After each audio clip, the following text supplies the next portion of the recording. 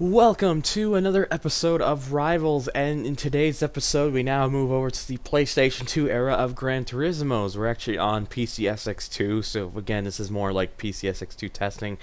And must I say, getting these Gran Turismo games is not exactly the easiest thing to get working. They are pretty demanding, and my CPU is not the greatest. But we're here on Gran Turismo 3 A-Spec for a rival submission from Viper Racing. And it's to do the Laguna Seca Raceway track with two different race cars. One of the race cars being the Dodge Viper GTS-R Team Oreca, and the other being the Chevrolet Corvette C5.R. Now, in the arcade mode here, it doesn't exactly, for whatever reason, show the stats of the Viper. So, but we would kind of expect it would be, fairly similar to the Corvette, because they're kind of competing in the same. They're two cars kind of competing in the same field at around the same time, so you would expect it to. But anyways, so we're gonna, of course, we're gonna be starting with the Viper here, and then we'll move over to the Corvette, as you would expect. Now, I know people might get a little bit annoyed that I'm gonna be doing this, but I've always been better playing this game in this camera view here, so that's the camera view we're going to use. So, again, apologies for that. But yeah, like I said, so since this game actually doesn't make us kind of stop on it's not a standing start. There's no need for like a 4-lap kind of situation. We just need to have the 3 flying laps, and then we're good. Because the game, yeah. I think this is one of the first Gran Turismos that actually did such a thing. Now, anyways, I wouldn't be surprised if one of the reasons Viper Racing chose this is because, one, these are two American or originated GT1 cars, and the second, this is an American track. But also maybe the third reason is because the likes of Laguna Seca and the Viper is a license test in the simulation mode. Ooh. We got a little bit crooked there. Thankfully, everything's okay. Yeah, this is essentially, though this is not what I would probably be running normally PCSX2 settings for this game.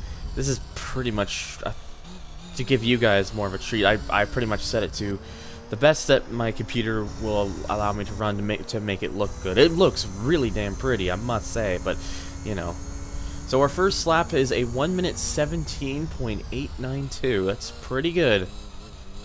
But can we improve that? Of course, we got our little ghost thing. I think it's supposed to look a little more like a ghost on an actual console, but for emulation things, it just looks solid, like a solid matter. But yeah, one of the reasons I'm mostly just doing on emulation is I just don't feel particularly in the mood to get the PS2 and the Elgato all hooked up, ready to do this. I thought it would just be easier to just do it through the emulator, and having a good enough card has definitely helped made doing this very possible. I just wish I had a better CPU. But at least setting it up this way, it runs effectively pretty damn smoothly. It would just be an issue if we were on a wet track, in which case then the CPU would suffer. But alas, I'm just doing the best that I can, so. Well, that was a bit late. The good news is we still managed to best our previous time, now down to a 1 minute 17.253. Kind of braked a little early there. That kind of costed me. We managed to get a little bit closer to the apex there. Okay, I gotta get rid of the ghost because I'm too close to it, and because like I said, it's an emulation thing where it appears like properly solid, like another car, rather than the more ghost form that it should be. That was maybe a little slight cut, I don't know. I'll let you be the judge on that one, personally. This Viper, I will say, has very good brakes. it's a really good characteristic of the car is the braking ability, especially for a thing like the corkscrew there, which is, you know, fairly difficult corner for very obvious reasons. Well, that's a pretty good corner too. Much better. There we go. Much better through that final corner.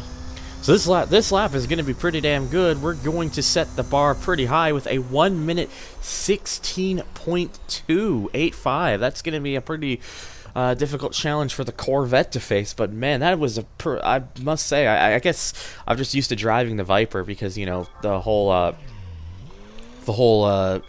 what is it? The whole licensing in this game. So you know, and some of these other times, these aren't actually times that I set. This is just a save I found because I didn't feel like going through all the process of doing this, especially on emulator. So that's just what was from the old save. Anyways, so of course now that we've got our time that the Viper set, it's time to see if we can set it, if we could compete with it best or even beat it with the Corvette. Should be pretty interesting to see where this one goes. Oh God, well, that was definitely something a little bit different. The car got loose. It suddenly got into a bit of a tail slide, which is not quite something that the Viper did there. So what I may be expecting is that the Corvette might like to get a little more looser, whereas the Viper is a little more under control, which is really weird saying it because you would think it'd be the other way around, but you know, this is a video game, so what can you expect? Also, yes, if you're wondering why are the dust effects kind of going through the car, it's just a thing with P662. There's probably a certain configuration you can do to get it to not do that, but honestly, I don't know what that is, and honestly, I don't want to try to mess with it because I found something that works pretty well for this video, and that's pretty much, and I'm pretty sure you guys don't mind. Don't mind it that much either. So, Corvette does slow down. I probably kind of took that a bit much to the point where the car just kind of got such a bouncy suspension because of it. That's the corkscrew for you if you take it wrong on this track in this game. Alright. That was pretty poor, that final corner there. So we're definitely going to have to find some time. We're going to have to knock off like 2 whole seconds. Oh, the big problem I got here is that the Corvette, it doesn't particularly feel as responsive as the Viper did. I mean, it still grips well, but it certainly tends to understeer quite a bit more. It's not as sharp, and it definitely gets a lot looser too than the Viper. It's not as constrained as that car is. It's probably why the license test is with the Viper, not a Corvette. But it could also just be because it has PlayStation sponsoring on it. Because hey, actually, no, I don't know, mate. This is the number. I don't know. I don't recall the number 91 having this sponsorship. Actually, I know in the PAL versions of this game, they use a number 51 and they have Chrysler on it because, you know, over in the PAL regions, the Viper was sold as a Chrysler rather than a Dodge. So it was just done for familiarity's sake, and that version, that number 51 version, has PlayStation livery on it. So.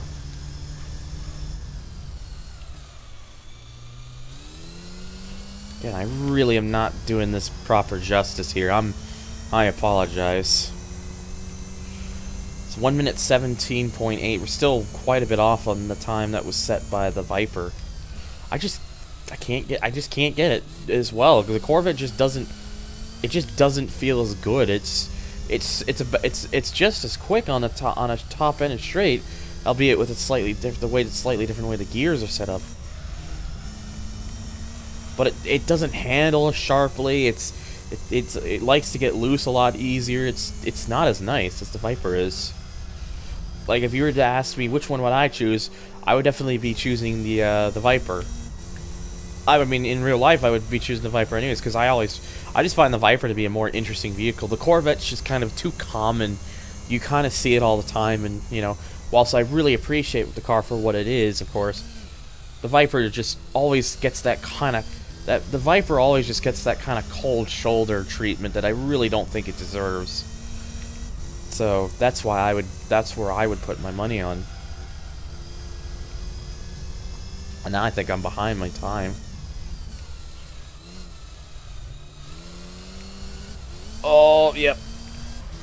Yeah, well, this time isn't going to be it. But yeah, if you really knew the limits of this car and could really push it, maybe you could get a little closer. But honestly, I think it's pretty clear that if you're going to need, if going faster around a track like this really matters to you, then your money is better set on the Viper, because that was a 1 minute 16.2 that I set with the Viper versus only a 1 minute 17.8 that I was capable of getting with the Corvette. So in the case of this, it's a pretty damn decisive one, but the Viper does take the win. And yeah, there is no like PlayStation sponsorship on this one. In the PAL version, the number 51, it does have PlayStation sponsorship.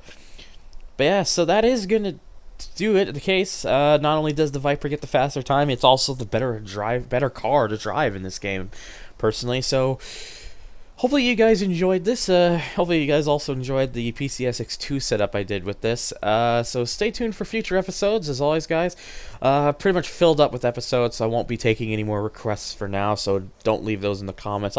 Once I've gotten through quite a few more, I will start to open them up again. But in the meantime, guys, hopefully you guys will enjoy what comes over the next little while. And if you guys have any questions, or you can leave it down below the comments.